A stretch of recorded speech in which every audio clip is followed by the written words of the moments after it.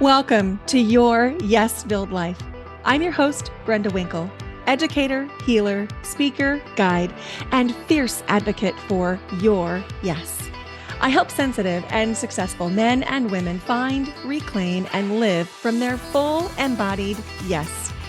Through empowering you to understand your energetic hygiene, establish healthy boundaries, and heal your nervous system, you'll be able to create your yes-filled life and move through your days with more freedom, more ease, and more joy.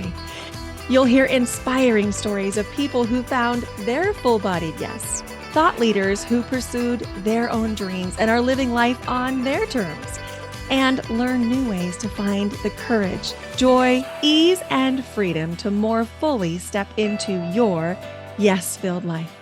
Say no to the good so you can say yes to the great. Join me on this journey to discover your yes-filled life. Whether you're looking to break free from the golden handcuffs, start a new business, find your dream job, or simply live with more intention and mindfulness, I've got you covered. Let's explore the possibilities together and make your dreams a reality. Ready? Let's do this. Let's get you to your yes-filled life. Hello and welcome back to Your Yes-Filled Life. I'm your host, Brenda Winkle. I'm so excited for today's episode. We have my friend, Melissa Agnes, on the podcast. You are going to want to listen to this episode and you might even want to take notes because if you have ever lived through a crisis, and if you're human, you've lived through a crisis, Melissa's wisdom, expertise, structures, and scaffolds are absolutely game-changing. You are going to be so glad you listened to this episode. And the way that she breaks it down and makes this so approachable is just absolutely amazing. You're going to love it. Coming up next week on the podcast, I'm going to be sharing my 5 top takeaways from dancing, salsa, bachata, and nightclub two-step at my very first Arthur Murray showcase event. So I invite you to make sure that you're subscribed to the podcast so that you can come back and hear that episode because, oh my gosh, it was literally life-changing. So you can just subscribe to the podcast by clicking that little follow button wherever you're listening. Now, Melissa has a very impressive and lengthy bio. Let me just share some information about her. She's globally recognized as an expert, thought leader, and visionary in the field of crisis management. Melissa Agnes has worked with global players like NATO, the Department of Defense at the Pentagon, Ministries of Foreign Affairs and Defense, financial firms, technology companies, healthcare organizations, cities and municipalities, law enforcement agencies, aviation organizations, global nonprofits, and many, many others. She founded the Crisis Ready Institute in 2020, and she is dedicated to creating a crisis ready, crisis resilient world by elevating industry standards, providing training and certification programs to professionals that better protect people, brands, the environment, and the economy in times of crisis, and promoting and incentivizing organizations and leaders to invest in crisis readiness. She wrote a book called Crisis Ready: Building an Invincible Brand in Uncertain World, and is taught in dozens of universities around the world. Her book is ranked amongst the leading crisis management books of all time by Book Authority and was named one of the top 10 business books in 2018 by Forbes. You are in for such a treat. Melissa is an articulate speaker. She's a TEDx alumna, an international keynote speaker, and she travels the world helping organizations and leaders further strengthen their crisis ready mindset, skills, and capabilities. I encourage you to check out the show notes for the rest of her bio because she has done some absolutely amazing things. I can't wait for you to meet Melissa Agnes. Hi, Melissa. Thank you for joining me. Hi, Brenda. Thank you for having me. I can't wait for this conversation because I feel like I know the soul part of you because of the work that we've done, but I don't actually know about your work in the world. And I have read enough about you to know that I really want to know more. Oh, that's fun. That's that. I mean, what you want is for people to to have something catchy, right? So like the Yeah. trailer that makes them say, I want to watch that movie. So that's nice. Thank you. Yeah, you're welcome. Thank you for being here. So, for our listeners that don't know you, could you tell them a little bit about yourself and the work that you do in the world? Yes, it's my favorite thing is talking about me. Is not at all. Yes. Okay. So the work that I do in the world. A little bit about me, which is teeny tiny little bit about me, which leads into the work that I do in the world is I'm very frustrated with the world, as are millions of people. And I spent a long time, I mean, I've been doing the work that I do now for 14 or 15 years. So it's been a minute. I've been an entrepreneur since I was 21. And I wasn't 21, 14 or 15 years ago. So that math doesn't add up, but this, that I'm doing now. And it starts and it continues to progress through frustration of the world and what I call crisis response penalties. So we haven't been taught in our society how to effectively communicate and lead through crisis. And as a result, we have leaders in every way, shape, and form, right? Every position, in both the private and public sectors that who don't know how to do that. And as a result, we partly as a result, we live in a world of crisis response penalties is like terminology that I would use. And so I try to change that. And so in 2020, when my current company launched, we really looked at like why is the world as effed up as it is? And I went back to communication and leadership and not being equipped with the right skills to actually communicate and lead effectively in times of turbulence, change, challenge, controversy, adversity, crisis.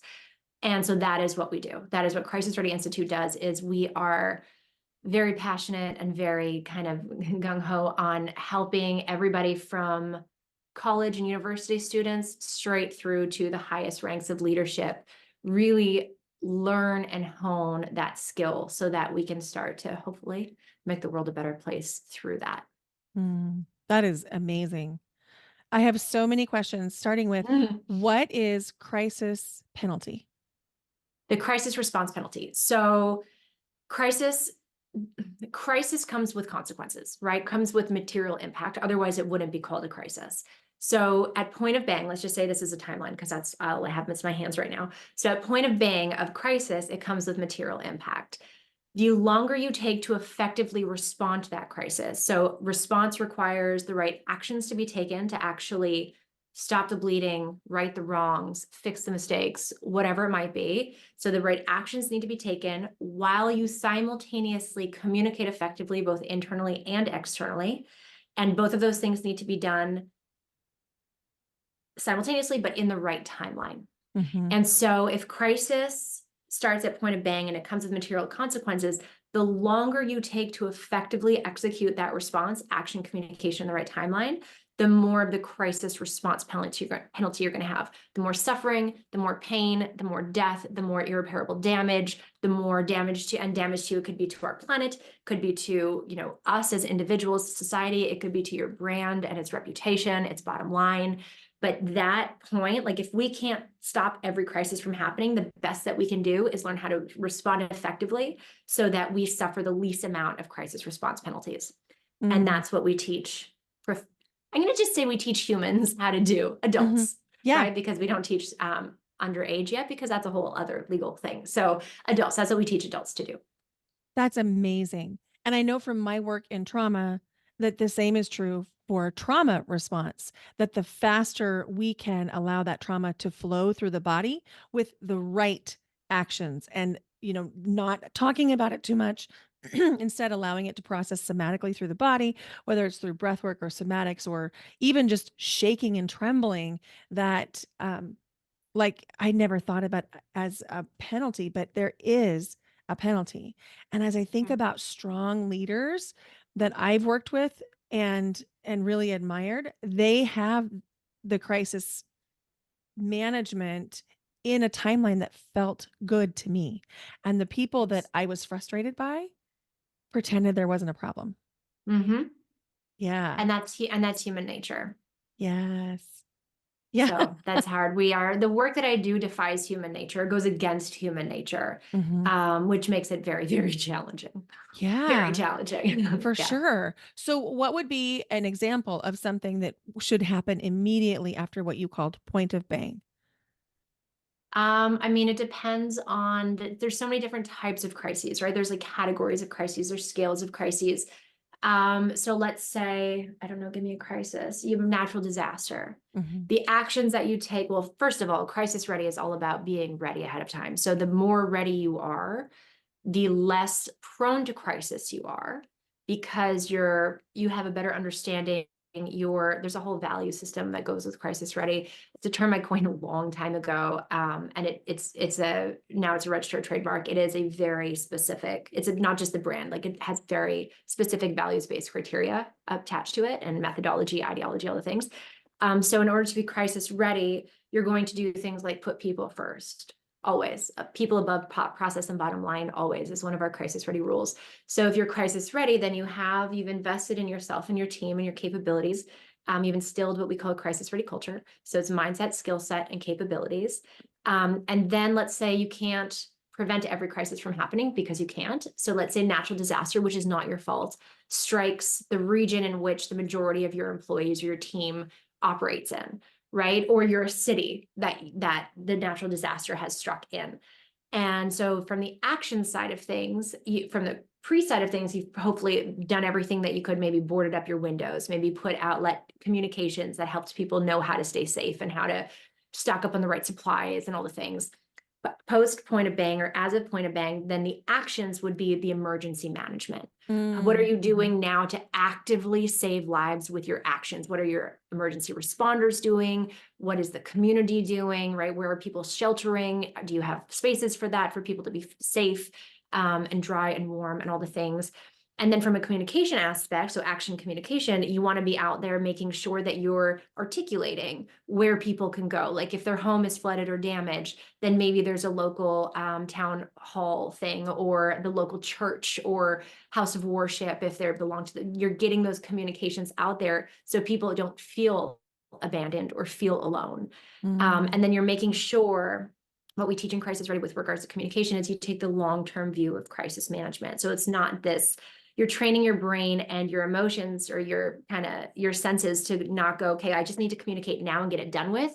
But you're saying, okay, over the course of the next few months, even post crisis, how does this build into our identity? Who do we want to be? And how do we embody that now in both our actions and our words or our communication, because not just words, but communication to put people first now to save lives, to lessen those crisis response penalties, and to build this into opportunity for connection, growth, and evolution over time. mm, So that really mhm. takes the right lens to look at challenge through. Absolutely, because I think when I think about human nature, there's often a part of us that makes us want to have this go away really quickly. Hmm. So we Yep. don't wanna talk about it at length, and we don't even wanna admit that we have a plan because what if we actually have to use the plan? And so I'm resonating with what you said about it's going against human nature. Yeah. What is something that no matter what kind of crisis we're preparing for, whether it's a natural disaster or a brand disaster, like something happens Hmm. within our company, um, what are some of the basic tenets of being crisis ready? You Hmm. mentioned the values and you mentioned, Hmm. those kind of things, but what else? I would say so crisis ready to your point is more than just having a plan, right? It's essential to plan, but so many organizations, and when I say organizations, I mean nonprofits, I mean cities and municipalities and government, I mean private sector companies, right? From the mom and pop straight through to the top, 500 in the world, Fortune 500.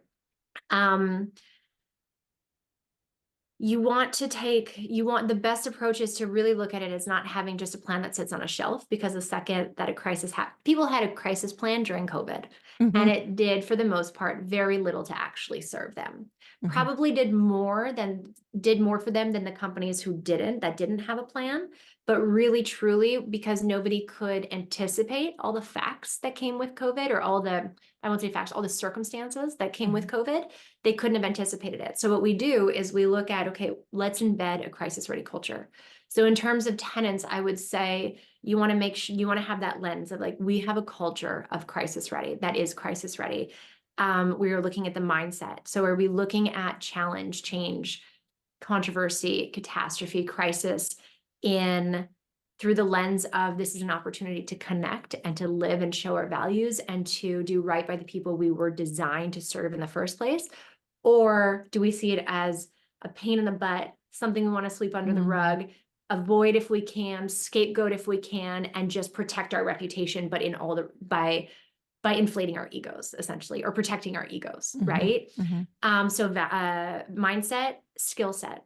That is something, to my point earlier on, we haven't been taught these skills unless you went to specific courses in school for them. I'm a keynote speaker, and last year I started asking every single audience to raise their hand if they had learned about emotion, managing through their emotion, communicating through their emotion to other people who are emotional, so you could actually resonate and lead, to raise their hand if they've ever taken that course. Out of thousands of audience members, 4 people throughout the year raised their hand. So yeah, and a mix of men and women. And each of those 4 people, when I asked them about it, they said it was something that they enlisted or enrolled in themselves because they were curious about that subject matter for one reason or another.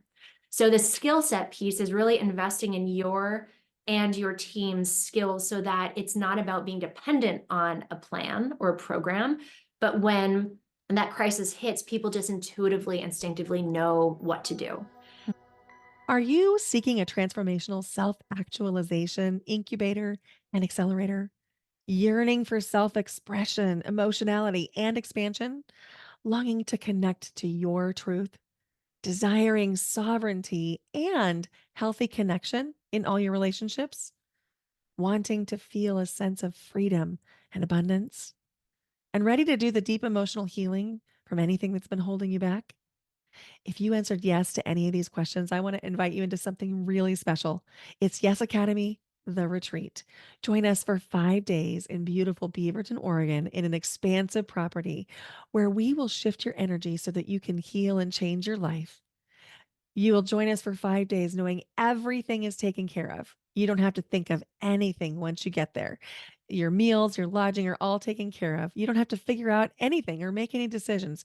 Just get yourself to the retreat and the rest is taken care of. Step into the version of you that you know you're meant to be. We have 8 remaining spots at the retreat. To register or learn more, click the link in the show notes or go to brendawinkle.com/retreat. Mm. And then the capabilities, that is your program, that is governance, that's process and protocol.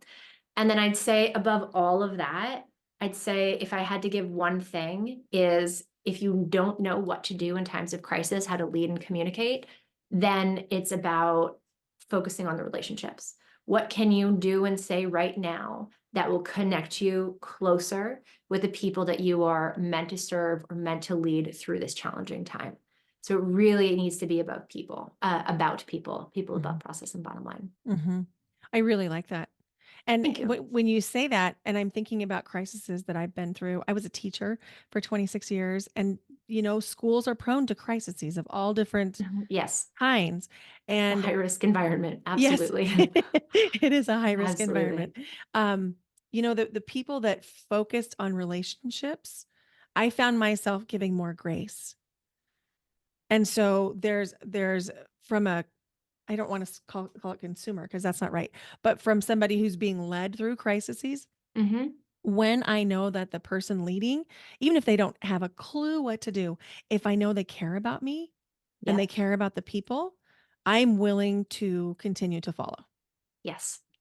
Yes. And that is something that we're trying to help people understand.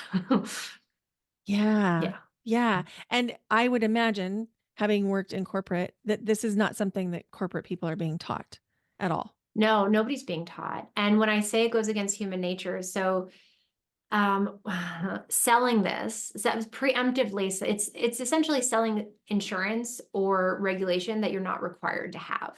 Mm, Right? So mhm. why would people opt in to look at the negative or look at the scary when everything is rosy and cheery and profits are up and the sun is shining? It goes against human nature, which is why we come out with like gamifications of things and just try to make it emotional, create a positive emotional connection with the work and the value of the work, as well as to help people understand how becoming crisis ready will strengthen the culture within your organization, which will boost morale and boost productivity and create higher retention rates and, essentially, and effectively sell more of whatever it is that you sell, right? But one of the struggles has been to get people to buy into it. And it's one of those, we work with consultants. So my company has a membership for consultants. So we support consultants who do this important work so that they feel less alone in it and their skills and credibility are constantly, at the top of the industry, Mhm. of the profession. And then we also work within academia and we also work with professionals in-house. And consistently through each of those market segments, is a through line of a continuous challenge year over year to get buy-in and support from leadership to invest in this, even from the organizations that continuously do. Every year there's a new challenge in regaining that buy-in and support. And that's because of the human nature piece. Mm, mhm. And there's 5 pieces of that, but yeah. Yeah, that makes so much sense because I think it's easy to think, "Oh gosh, we don't need that." But the reality is crises happen, Mhm. and they happen Yeah, in look at the every world we live in. Yeah.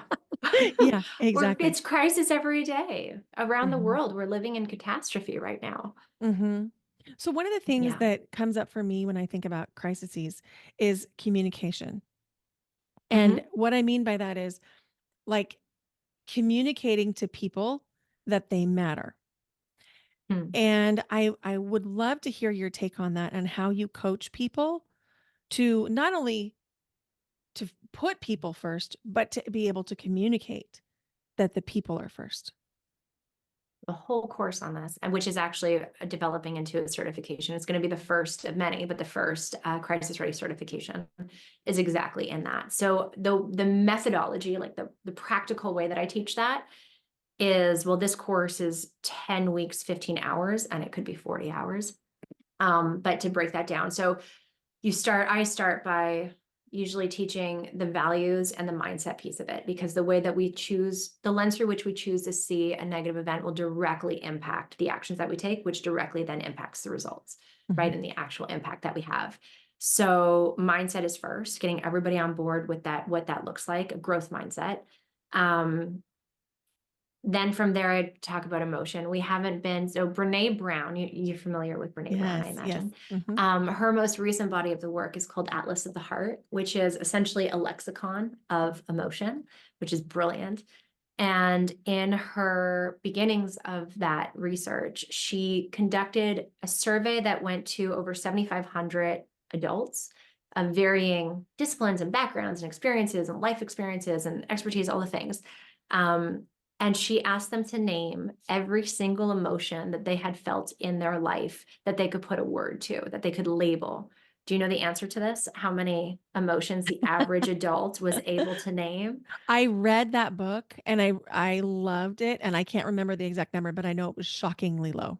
It was shockingly low, 3. The answer is 3. The average adult can name to be happy, can name to be sad, and can name to be quote unquote pissed off, as she puts it. So angry, Mm, which so there, the next thing that we teach is emotion, right? Looking at emotion, how emotion sits in the body, the characteristics, because emotion is universal. mhm, Universal. We may experience anger individually and maybe slightly differently, but in general, the emotion of anger has traits and characteristics that we all experience. It's universal. mhm, So looking at all the different types of emotions and starting to understand, the better we can actually understand what they do and then therefore accept what they do, how they, react in our bodies, what they do to our minds, all these different things, then we look at like, what's the remedy of that? So for example, a lot of especially A-type leaders think that, who are very, very used to being anxious, like they're used to the emotion of anxiety,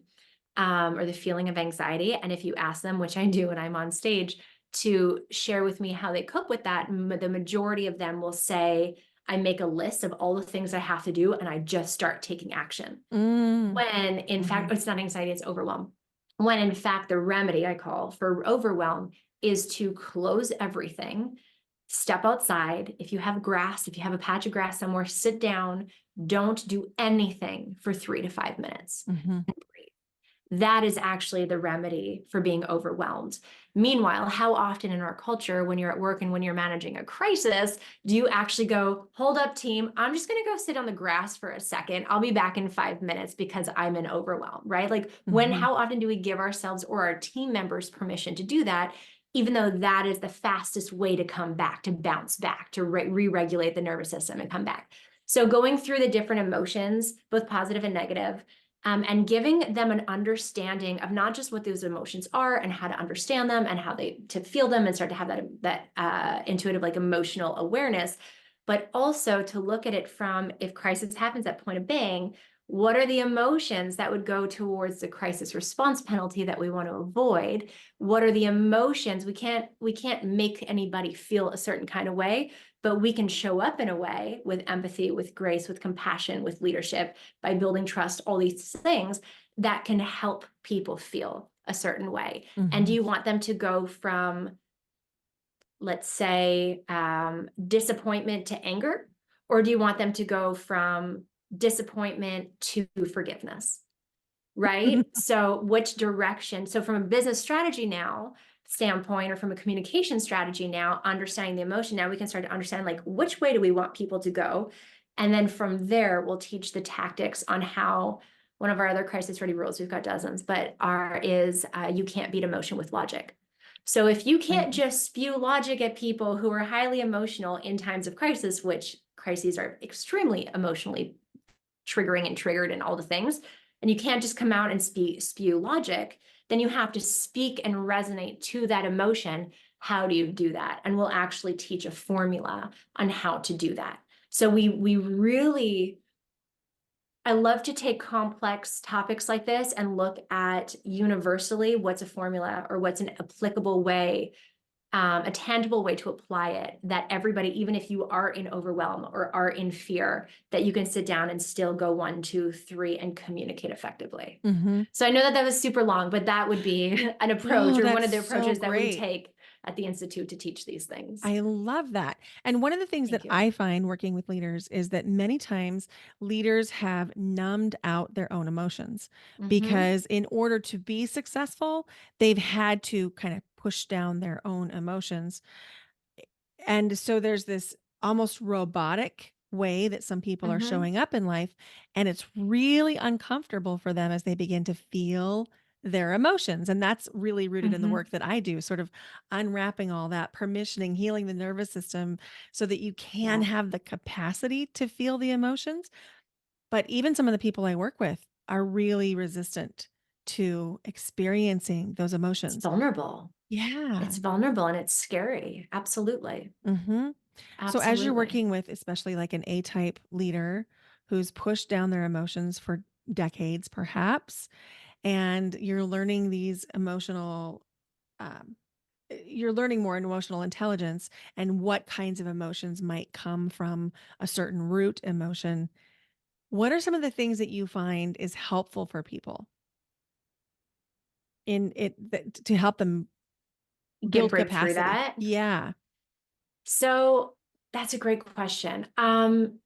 There's so many different types of people and so many different levels, right? So, and I know that you know that, but like I'm thinking like the attorneys and that lens and that level of wanting to protect the brand through their area of expertise, and there's no emotion, right, that they've Mm. been taught that's allowed to go into that. Not Mhm. even like the pretext of like saying I'm sorry, right? So, which is a whole other conversation.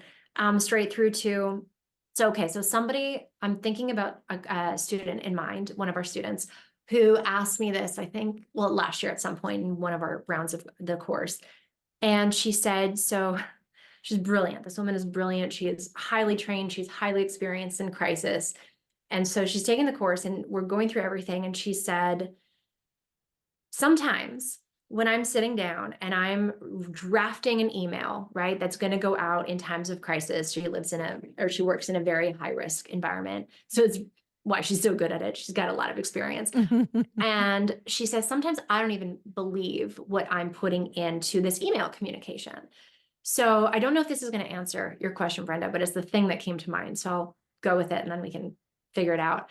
But she goes, not only am I not like drinking my own Kool-Aid as I'm typing this out, like I can feel the insincerity or the legal lease Mm. that's going into it, Mhm. right? And then so there's add that element, but it's then the only thing that legal is going to sign off on. Right. And while there's a lot of different tactics, like in this course, part of what we do also is we bring in somebody from a legal team who's brilliant in communication to bridge that gap because there's a whole other challenge there. But one of the things that I'll say one of the things that I said to her in that moment, which is why it's coming to mind right now, is I said, scratch the email out. Erase everything, erase like that you've written, and erase everything in your mind that you think that you're supposed to do, and write a draft from your heart, right? Because we know, you and I know, that the emotion that Mhm. we put in this moment and Mm. that moment that we put on paper, there's going to be an emotional imprint.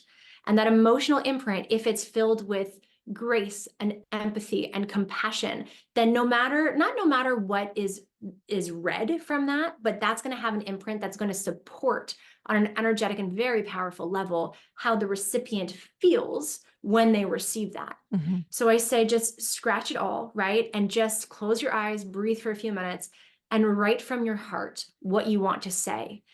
And that's just your first draft. That's not what you're going to hit send on. Mhm. And now you can take that with that imprint and that intention and that emotion, and you can now look at it for the second draft and go, okay, what do we need to finesse here, right? So that it's in line with our brand voice.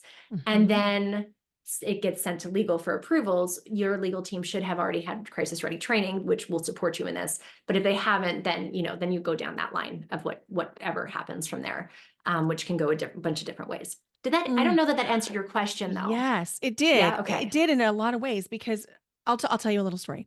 I got a master's degree in educational leadership, and one evening we were sitting together, and I don't know if I asked the question. I feel like I might have, but maybe not. What happens when something happens in this is for education, right? Something happens in your school, and you get a directive from leadership above you that you have to do this thing you don't agree with doing. Hmm. And the answer that was given, which like it put a sand burr under my skin. The answer was, you do whatever you can to drink the Kool-Aid. You do whatever you can to get behind the message, and then you become a company man. That's what they said to me. I'm not a man, first of all. Um, No kidding. and so I loved your answer about be authentic, say what's in your heart, and then figure out the languaging of Hmm. how to make it so that it's appropriate for the brand, the situation, the And the recipient, right? That's the yes. other piece, is because the way that you articulate something, if you're an emotional person, just anybody in general, right? If you're an emotional person who's trying to make an argument or lead somebody who's very logical, you might put a ton of emotion into that initial draft. And I love that because it gets stamped in there. But then you're going to want to, in the second draft, make sure that you're speaking in the language that it's going to be received in, right? Mhm. So if the recipient doesn't like the ushy gushy gooey emotional side of things for whatever reason, but they want cold hard facts and statistics and they want the logic, then you can take it and you can balance out the messaging so that it actually resonates. Mhm. Yes, 100%, because people feel the energetic birthplace of where things come from. So it Yes. makes so much sense that if that compassion and empathy and really caring about the situation is in the first draft, that that would stay. Yeah. Oh, I Yeah. And love if that. it starts to really get redlined out, that's a whole other, like, we could continue to go down that, and there's just so many different ways that that could go, right, depending on the circumstance. But when it comes down to it, the other piece that I'll say to people is, if they really can't drink the Kool-Aid behind the brand, like that the brand is dishing out, then don't be or don't work with an organization that doesn't align with your core values, because you can fight Absolutely. against that, against that, against that, and it's only your energy that's going to be drained. It's only you who's going to be depleted. Whereas we know this. Whereas if you take that energy and bring it somewhere else that's actually appreciated and valued and in alignment with your core values, you're going to do wonderful things in the world. So sometimes it comes down to 100%. that, where I advise that to people, like, Yeah, maybe you're like not in the right place. right. There's a values Maybe it's mismatch not here. worth you, right? Like it's not, yes, exactly. It's not worth Mhm. everything that you're trying to put in. The cause is great. The fight is worth fighting for, but maybe fight it from a different angle. Oh, I love that. I really, really love that. I started putting my brand values on my about page because I wanted Nice. people to know what they're getting. Because I've had the experience where I felt like something was so aligned and really rich, and I've also had the experience where I felt like something was misaligned. And then when I Hmm. look into the misalignment further, it was evident all the time. I just didn't look. Yeah. Yeah. Or trust the feeling, maybe, or listen to the feeling, Right. right? Hear the That feeling. part too. Yeah. Yeah. I don't know, but there's so many reasons why we end up being in places that are misaligned with us. For sure. So I'm curious, you are so good at this. You're so Thank articulate. you. You've created the frameworks and the structures to really speak to the parts of us that need the logic and the scaffolding to get through a crisis. And you've also got this heart-centered, loving approach. And I'm wondering, how did you get started? What was the thing that made you go, this is what Well, I want to do? um, so I was an entrepreneur since I was 21. I did a couple different things over the years from 21 till this. I was in my mid to late 20s, so like 25, I would say, mid 25, 26 maybe. I was doing, it was my second company, and we were doing digital brand strategies. So it was right when everybody was getting on the social media bandwagon, and there was huge opportunity as a digital marketer.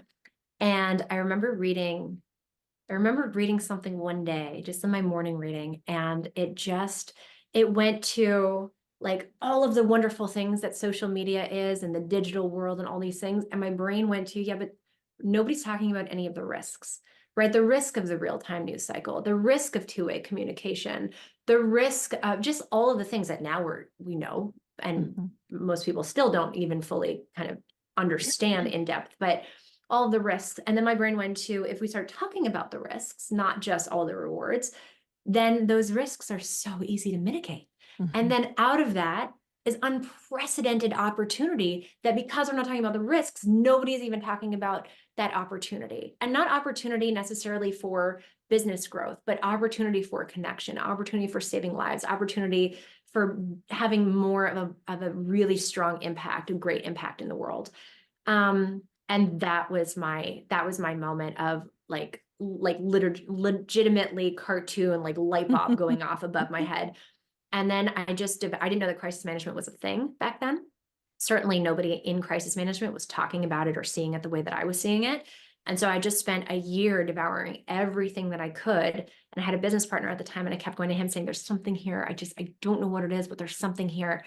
And then about a year later, like a year into this, we launched a real estate investment trust first website. So public company whose main customers or clients are their investors. They invest in real estate. They send off dividends. Um, we got a call. We had just launched their website. We got a call from the VP very early one morning saying that their president was in the car with a big time prospective investor. And the radio in the car was reporting that one of their buildings was about to explode, naming the company. Apparently, it was a rumor. Apparently, the rumor started on Twitter, but they had no idea what Twitter was. So they did some research. They realized it was a digital thing. And because we had launched their website, maybe we could help them. So that was within 30 minutes, we had the media correcting themselves. We had investors getting the right information, even though they didn't know what Twitter was, like all the things. And then the next day, the president of the company called to tell me that not only had their unit price, their stock price not gone down since the day before, but it had actually gone up by a cent, and how grateful he was. And that Mm. was my, I understand what I'm meant to do moment Oh, of, I just and got then I just, chills. yeah. And I continued. Everything that I've done has come in this business, or in this profession, we'll say, Mhm. has come from a frustration of something that I disagree with as being status quo in our world that creates harm. So that's the thing that is my drive. I was on a call yesterday with a colleague, a peer of mine in Australia, and he was like, the world is in chaos. It means we're going to have a lot of work. And I was like, I wish that we didn't have any work. Like, I Mhm. legitimately wish that I would be out of a job. I'm far, far away from that. But that's the point of this. Mm. Thank you for doing this work. It's Thank so you. important. How can people connect with you? My name is Melissa Agnes. My company is Crisis Ready Institute. And I mean, you can find it. Well, I used to be able to say you can find us anywhere. I'm not on X. I mean, I am, but I'm not. I'll never see it if you DM me. Instagram, Same. crisisreadyinstitute.com. Yeah. Crisisreadyinstitute.com, Melissa Agnes. IG is pretty much where I like to kind of spend any social time if I'm online socially. Um, yeah, and LinkedIn. Amazing. And I'll put all those in the show notes so you can grab Thank them from you. the show notes. Thank This is you. so good. So Melissa and I met at a retreat in the San Diego area in Yeah. February. And Was it I in just February? No. no, I'm making that up. It was August. Oh, I was like, it's not a year. Don't tell me it's a year. No, yeah, it was August It or was somewhere along August. there. Yeah, Yeah, or July or something. Um, something. anyway, I love the work that you do, and I'm so grateful Thank to you. be working alongside you in this mastermind that we're in together. Thank you for doing what you do. Same, same. And what you do is so important. And I've felt your grace and your empathy and your compassion in those moments in San Diego when I was spiraling and you were just that bright light that calmed me and that made me feel less alone. So what you Mm, do is so important. thank you. Thank you. Mm. So I have a question that is just kind of our last final question, and it doesn't have to be a single answer. It can be complex or it can be simple. What is one thing you did or did not do that has brought you to your yes filled life? I was thinking about this question before I jumped on the call with you. I think that the thing that I'm so grateful for that has been my core since I was a child, and I grew up in a family that I didn't resonate with. So it took like just really grateful that I had this. And for some reason, some way, somehow, I've always had a very strong, grounded sense of self. And I've while I can stray from that at times, because we all can, but there's been a very strong pull in, you call it your yes life, your yes self, like where that yes is just so clear and where the no is just so clear. And having that strong sense of self to never feel the need to have that external validation that might make me go towards the no. Mm, So, and that to me is like, I mean, depends on your belief system. It could be either way. I feel just very grateful. I feel just very lucky to that's have had that. amazing. Yeah. Yeah. That, and to have had that since childhood is Mhm. really, really cool. Thank Yeah. you. Yeah, I'm Yeah. grateful for it. I think that that was the differentiator. Yeah, I can see that. I can totally see that in you too. Having met you and worked with Yeah, you, I can totally see that you thank you. have a really solid internal compass. Yeah. Yeah, it makes me righteous though sometimes. And when I'm righteous, not self-righteous, very different, but like very clear line of white and black, like where those lines are. Mhm. And when somebody is, which is the work that I do, when somebody is being wronged, then that's when the fire starts. Like that's when the fire lights in me, and I'm like, we're gonna fix this. They're not getting away with that, which is the business that I've built, you know. That's so So that good. can be kind of annoying because it is very strong. That compass is very strong. I have something similar where I Yeah. am fine to be like peace and love and all the things unless you're hurting somebody. And Mm-hmm. if I see someone being hurt, I am like in it. I will Mm-hmm. jump Yeah. in between you and the other person and Yeah. and make sure that no one is harmed. So yeah, I resonate with that fire part. Yeah, it's pretty Yeah. ferocious sometimes. And I mean, and then I just channel it through my work. That's it. It's like, what can we do? What can we do? What can we Mm, actually do instead of complaining, right? So what can we do to exactly. maybe change things a bit? I love that. Melissa, thank you. Thank you for being a part of the Thank you, podcast. Brenda. I I'm just happy can't to be wait. here. Oh, so listeners, if you love this episode, would you please take a screenshot of where you're listening and tag both Melissa and I on social media, either on Instagram or LinkedIn or wherever you are. And we want to know what your questions are. And we want to know what Hmm. your favorite part is. What did you learn? What were your takeaways? So be sure you tag us and we'll talk to you soon. Isn't Melissa amazing?